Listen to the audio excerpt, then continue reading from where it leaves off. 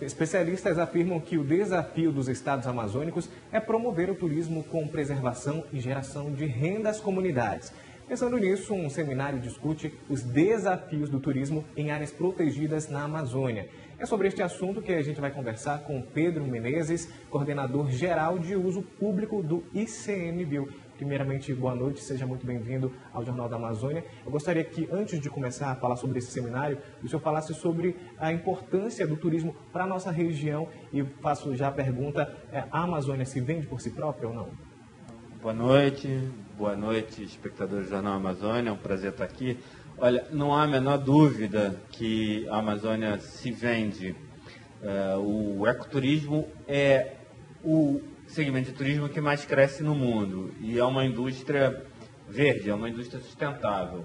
O ecoturismo ele gera emprego e renda com a floresta em pé, então é uma aposta importante de fazer.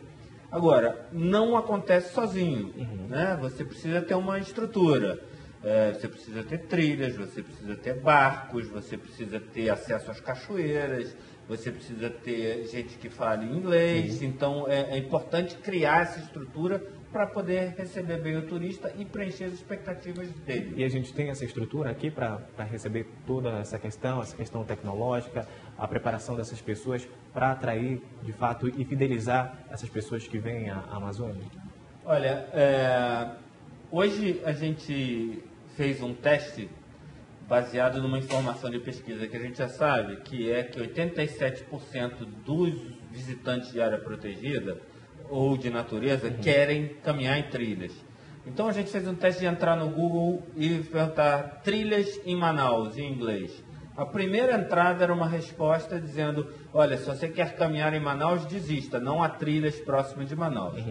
Então, certamente a gente tem muito trabalho a fazer. Os turistas estrangeiros têm preferido ir à Amazônia equatoriana, a Amazônia peruana, até a Amazônia colombiana do que a Amazônia brasileira, porque a gente ainda não acordou para o fato de que a gente precisa fazer uma infraestrutura de recepção amigável ao visitante. E além dessa questão dos turistas internacionais, a gente precisa também atrair a nossa própria população brasileira a visitar a Amazônia, a conhecer a nossa região, que é tão bonita, tão rica em diversidade, tanto na fauna e na flora, não é mesmo?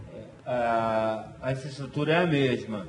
Hoje, se você quiser fazer uma caminhada de 10 dias, você tem que ir ao Chile, à Argentina.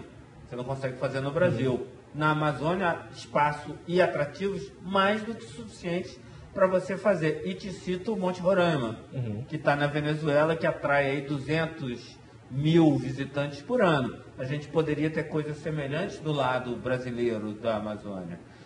Há muito trabalho a fazer, vai demorar tempo, mas a gente só vai chegar lá se a gente começar a sério, está na hora. Agora eu estava vendo uma pesquisa que fala sobre a questão do turismo ecológico, o turismo sustentável aqui na cidade de Manaus e que falta esse turismo. Mas se a gente procurar em comunidades próximas, em municípios próximos, a gente vai encontrar essas áreas, essas comunidades em que as pessoas podem encontrar esse turismo.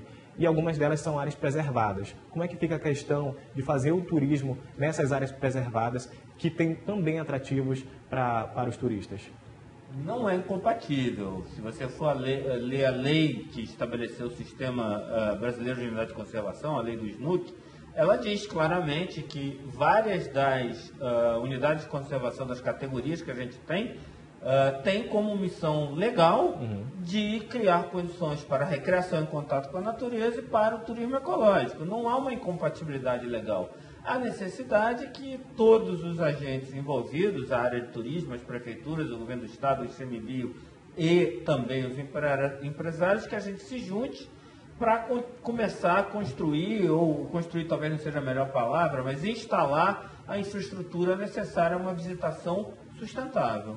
Agora, você falou no governo, o senhor enxerga que falta, talvez, vontade de fazer políticas públicas a respeito do turismo para atrair mais esses turistas para a região, por exemplo? Olha, eu não diria que falta vontade. A gente tem um país muito grande, com muitos problemas e um governo que historicamente está tentando resolver esses diversos problemas. O Brasil, se você for olhar para trás, avançou muito nesses anos todos. Agora, a gente tem um país muito grande e com muitas lacunas de educação, de formação, que aos poucos a gente vai preenchendo. Eu acho que o Brasil ainda vai cumprir a sua missão de ser um dos melhores países do mundo. Agora, qual o principal ponto que o senhor destacaria, os 3 principais pontos para chamar a atenção e para movimentar a nossa economia a partir do turismo? Bom, a gente precisa receber bem, ou seja, precisa boa acomodação, boa alimentação, gente que fala inglês. A gente precisa ter a infraestrutura que não cara, a gente precisa ter barcos, a gente precisa ter trilhas, a gente precisa ter mirantes e a gente precisa ter transporte. Chegar aos lugares de forma tranquila e confortável é importante.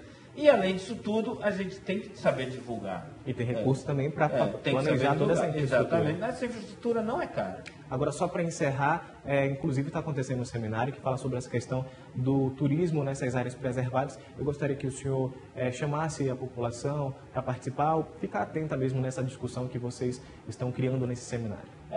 É um seminário que envolve técnicos da área, chefes de parques, tanto do nível estadual quanto do nível federal, de todos os estados da Amazônia, que estão compartilhando com técnicos estrangeiros, norte-americanos, colombianos, costarriquenhos, uruguaios, as experiências em outros países, para que a gente não precise reinventar a roda, a gente aprenda com quem já faz bem. Muito obrigado pela sua participação no Jornal da Amazônia e a gente espera que alavanque o turismo aqui na nossa região com toda essa discussão e que o governo desperte para esse assunto também. E veja instantes no Jornal da Amazônia, na série especial sobre o Dia do Índio, você vai conhecer as tradições, a história e a cultura que abraça toda a região norte. Não saia daí, a gente volta em instantes.